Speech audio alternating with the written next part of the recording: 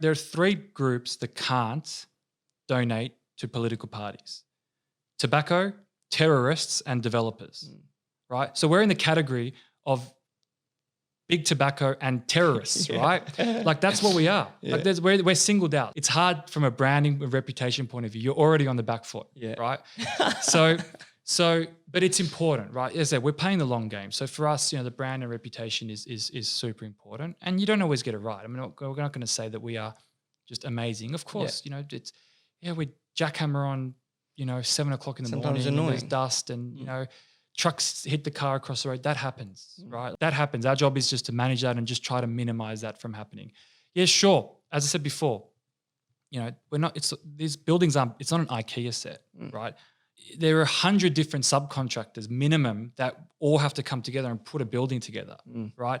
Which of them have dozens of staff, like hundreds of people coming together, and everyone's got to work together and put this thing put the building up.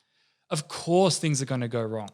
Of course, there's going to be leaks and cracks and all that. Of course, it is. So we are trying to design those out as much as we can. Get that right from the beginning. And also in the quality of our execution. By being the builder, it allows us to control that as best as possible.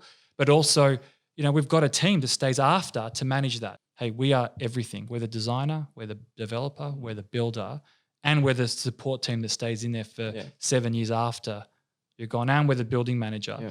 Just educating, going through that process and educating them. We can't offset the blame to someone else. Therefore, we're going to get it right. That's right. That's exactly right. That's right. Yeah. And we have people, we have customers, purchasers that purchase, and things go wrong, and they get upset, but then they come and buy the next apartment from us again. And that to me is the biggest sign that we're doing something right. When we launched that project that we just started 100 units, the first 30% of sales are all previous purchases. People buying again. So most we're doing something right if they're going to trust us with another $1 million decision. If you look at what development purely means, right, really it's, buying something, building something on it, and, selling it, right? But there's so many parts to that. So we do all the bits in-house. You've got the chain of what is in development, right? So you've got to find the site and buy it. You need to do the architectural design. You need to go through the planning. You have to then go through, if you get it approved, you then have to sales and marketing, sell off the plan and market the apartments. You have to then get your finance. You have to build it, which is probably the most difficult part of the whole thing, physically difficult. Then you need to make sure it settles and everyone moves in and everyone's happy. Then have to manage and support. It's not an IKEA set. You're building 100 apartments from a set of plans, right? So there's always going to be problems, and there's always support that's needed in the years after. So a lot of you take a few options. You can just be one person and have different external parties, project managing a fee, development managing a fee. You give it to an agency, so a third party can build it. You can do that, or you can have certain functions in house. We do pretty much all of that in house. So we find that most of our sites we find ourselves and put together ourselves. We do all the architectural design, so we have full-time architects that work for us. Sometimes we outsource to external firms to get a different look and feel, right? Yeah, but primarily we do, 90% of our design is done in-house. We have said it before, we have our own sales and marketing team. So we do our own sales. We've got, we build ourselves. So, all the way through our site managers down to the laborers, they all work for us on the payroll, right? They're our guys, they build.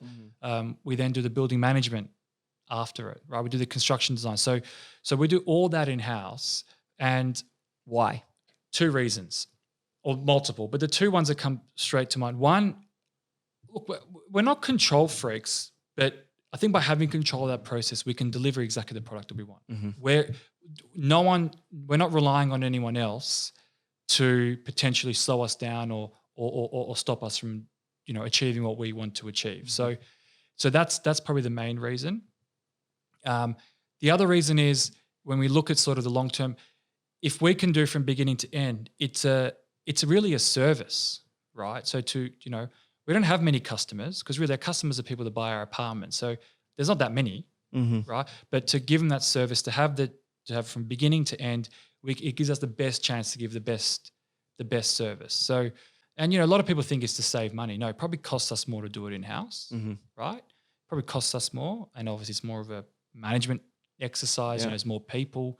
There's a lot more stuff. people heavy. That's as a right. company That's now. right.